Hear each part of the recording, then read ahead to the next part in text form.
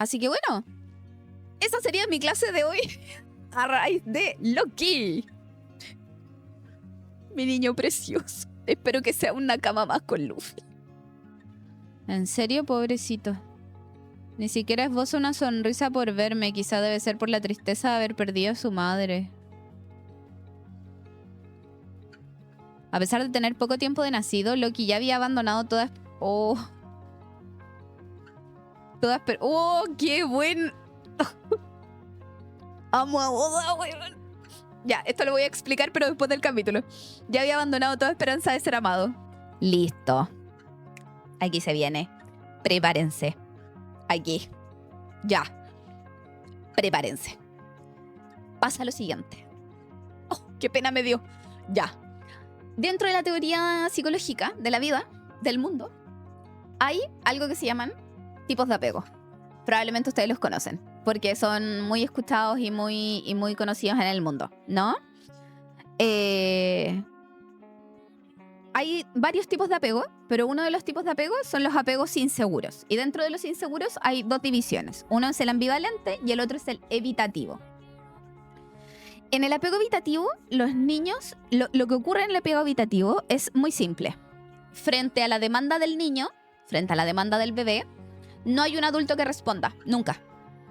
El adulto no responde ante su necesidad. Los tipos de apego se basan en cómo el adulto responde a las necesidades de los hijos con constancia. Es decir, más importante que la calidad que tú pasas con tus hijos o la cantidad de tiempo que pasas con tus hijos, es la constancia con la que respondes frente a la angustia de tus hijos. ¿Ok? Entonces, en el apego evitativo, el adulto nunca responde. Oh, qué pena me da esto. Ya. Entonces, lo que ocurre es que el niño aprende que no importa cuánto llore, que no importa cuánto pida, no van a venir a ayudarlo. No van a venir por él. Entonces, los niños que sufren apego evitativo son niños que técnicamente, si los pudiéramos como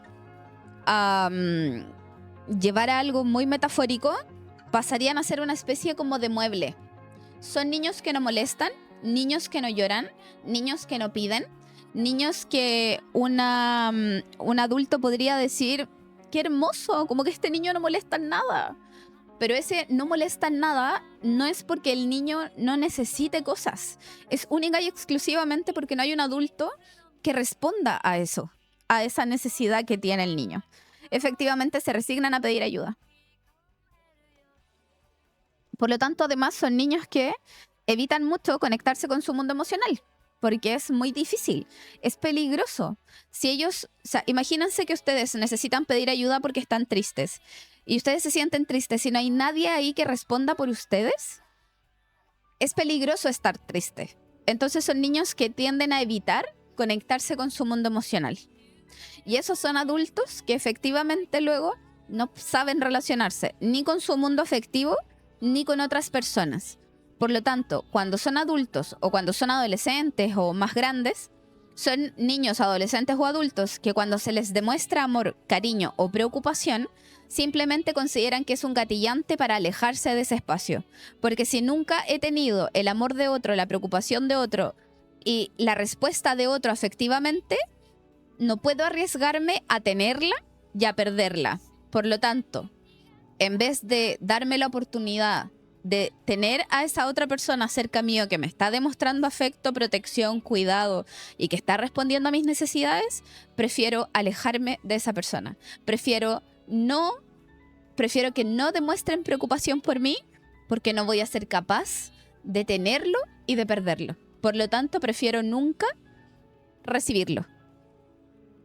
Y por eso, muchas veces, algunos niños, porque no todos, pero algunos niños pudieran expresar este apego con conductas violentas y agresivas, porque esa es la mejor manera de mantener alejado al resto y al mismo tiempo de demostrar su rabia y su dolor y su tristeza por no tener a esas figuras adultas que lo cuiden y que le demuestren amor. Y Oda lo acaba de plasmar en Loki. Es precioso. O sea, ¿cómo yo no voy a hacer contenido así con One Piece? Y miren cómo me pone Oda todo así, facilito. ¿Y por qué salió Memories? Yo no quiero que salga ahí, por favor. Quiero seguir llorando. Terrible. Terrible. Entonces, efectivamente, Loki... Loki intentó hasta el último minuto de... Es lo mismo que pasó en la boticaria con Shisui.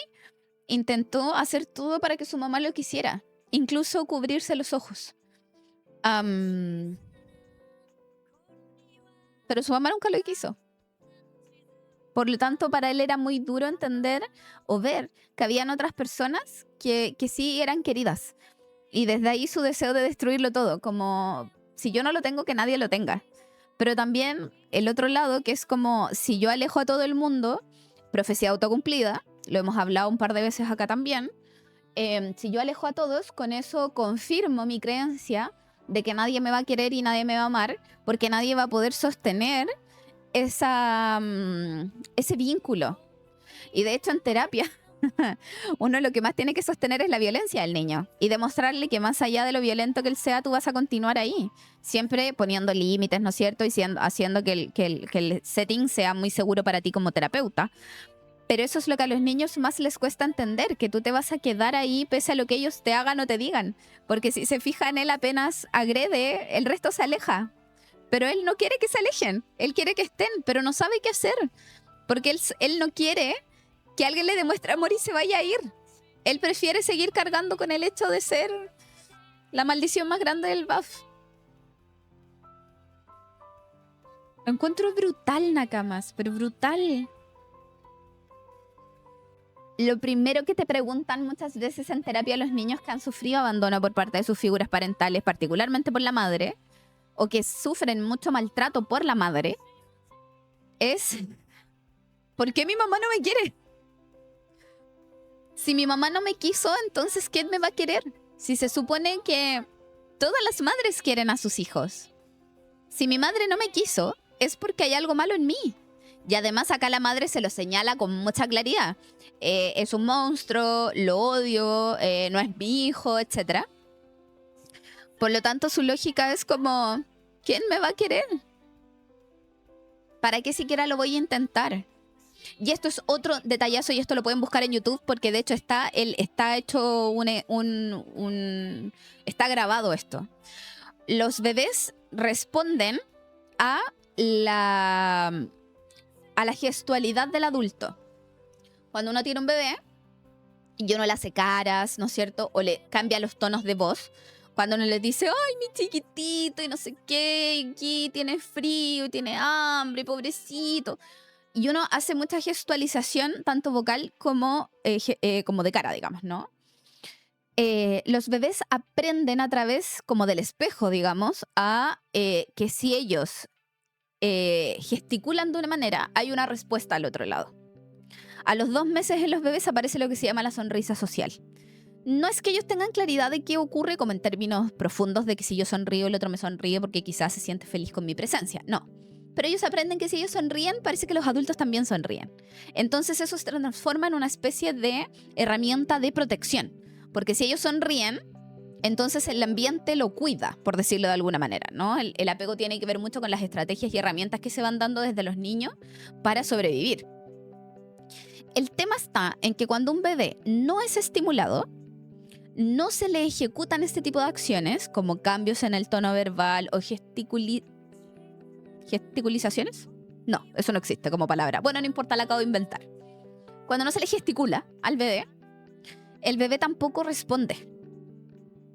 Porque no sabe qué hacer.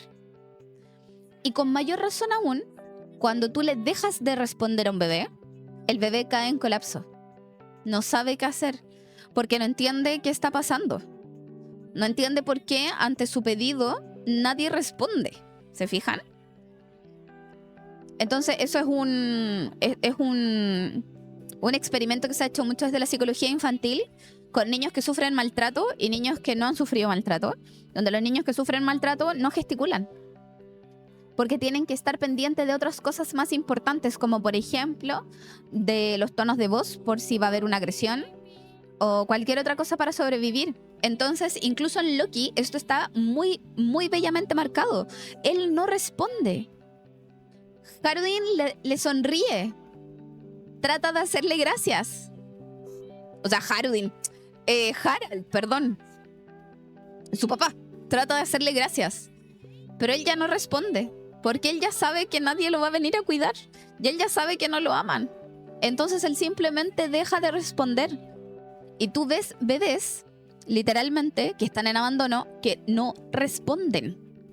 Y si hay algo que es muy triste de ver, es un bebé que no te responde. A una sonrisa, por ejemplo. Es terrible. Luffy vio a través de su rabia. Luffy vio a través de la violencia que tenía Loki.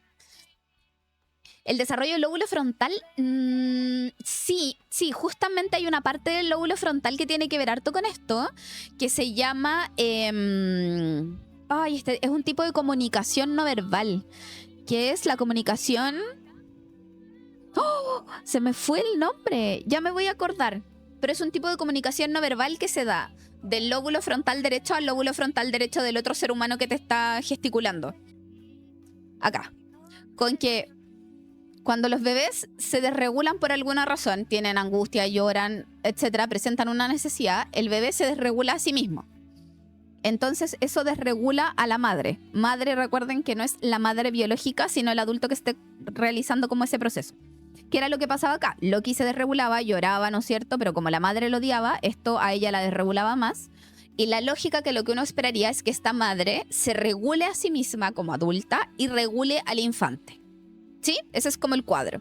Por eso se dice que un niño al que no se le permita esta vivencia no va a ser humanizado. ¿Se fijan?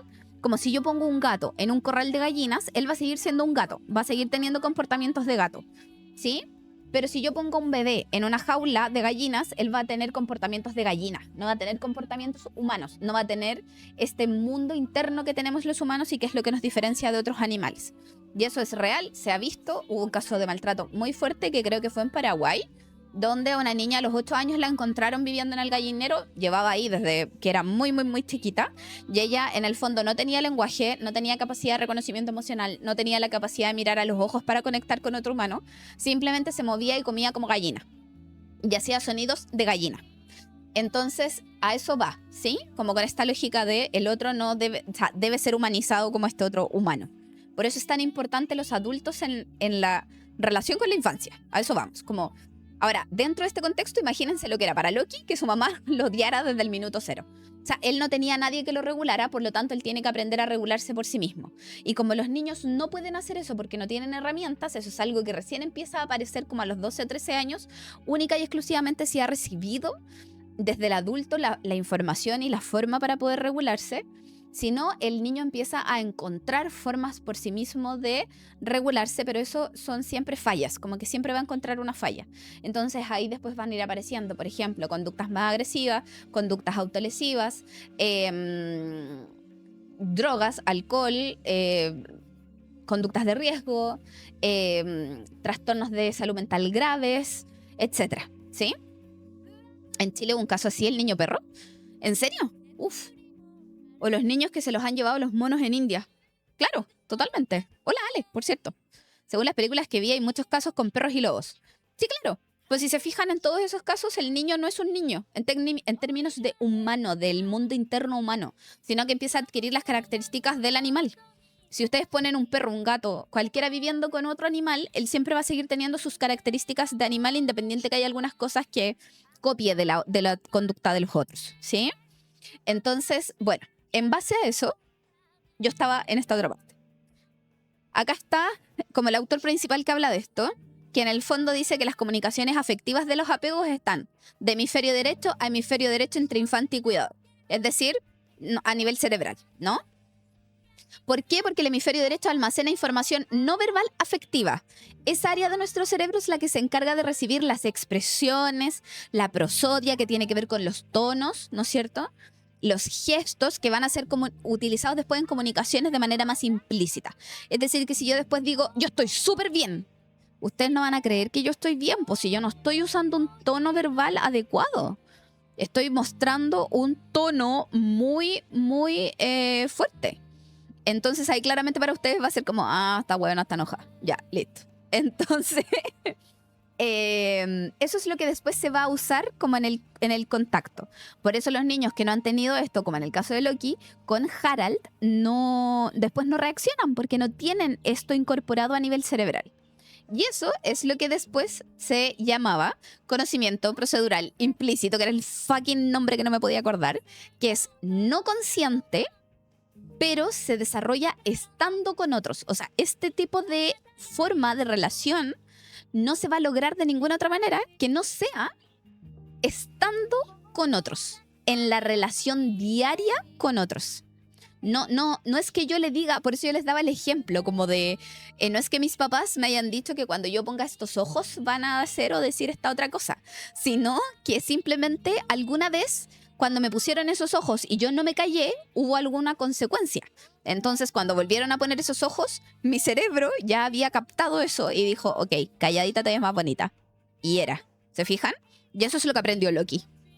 Entonces, en ese lugar también, en el hemisferio más derecho, se almacenan todo lo que son los centros de regulación, especialmente la corteza órbito-frontal derecha. Aquí, literal como arribita del ojo. Porque además es súper interesante eso, porque los bebés cuando nacen ven tan mal, ven a 30 centímetros como máximo. La forma para responder a las cosas adultas es en este triángulo. Aquí. Solo se fijan en esta parte. Entonces es muy interesante. Y es el lugar en donde internalizamos los patrones de regulación del estrés y los afectos más complejos. Así que cáptense toda la información importante que tenía Oda metido, weón, en Loki. Así está la cosa, po. Juana Rosa. Imagínense. Así que bueno, esa sería mi clase de hoy. A raíz de Loki. Mi niño precioso. Espero que sea una cama más con Luffy.